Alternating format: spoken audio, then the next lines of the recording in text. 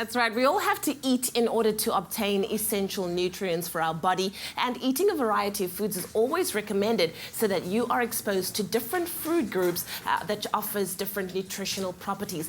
Now, the one main factor that we need to remember is to eat what is proportionally adequate for our bodies. This can get very confusing, but fortunately we have with us Amy Hopkins in studio, who's going to help shed light on the mystery of portion control. Dun, dun, dun. Some of us have no idea what portion control is. Hey? So I must say, I'm an active girl, so I get hungry, and sometimes I tend to I feel like I overpower my plate, Yes. and then I'm like, oh, totally had the thing with, big eyes, small stomach. But it's tricky. You see, the thing is, when we look at a plate of food, we should be looking at macronutrients, which is basically your protein, carb, and fat ratio. Now, when you divide up your plate, it's good to have a combination of the three. Okay. And that can be broken up into things like, for example, this is an idea of a lunch plate here. Yeah. We've got some kind of cottage cheese, which is protein and fat combined. All right. We've got carbs, which are crackers, and then some beautiful asparagus and cucumbers is getting, obviously putting in your veg intake as well.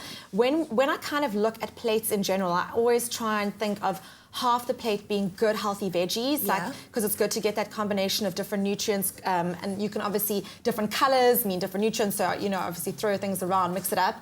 In terms of portion control, and that ratio, generally so I say about 50% carbs, between 25 and 30% fat, and or 20 to 25% protein to make up your 100% of the plate. Yeah. Now, depending on your lifestyle as a person, if you're really active, you might want to increase your carb and protein intake and less on the fat. It all depends on your aim. Do you want to lose weight? Of course. Like, are you feeding a very active lifestyle? What works for you? And while that is kind of the average breakdown, everyone's body is different. And I think the most important thing is that if you're looking at changing your lifestyle, you're trying to, create a healthy kind of vibe in your life, go and see a dietitian, because a dietitian will be able to properly recommend for you what works. But the average is basically fill half your plate with good veggies. All right. Add a bit of protein, not too much. Yeah. Sort of in lean proteins, like a good chicken breast is quite good, or maybe like ostrich meat, for example, is a good lean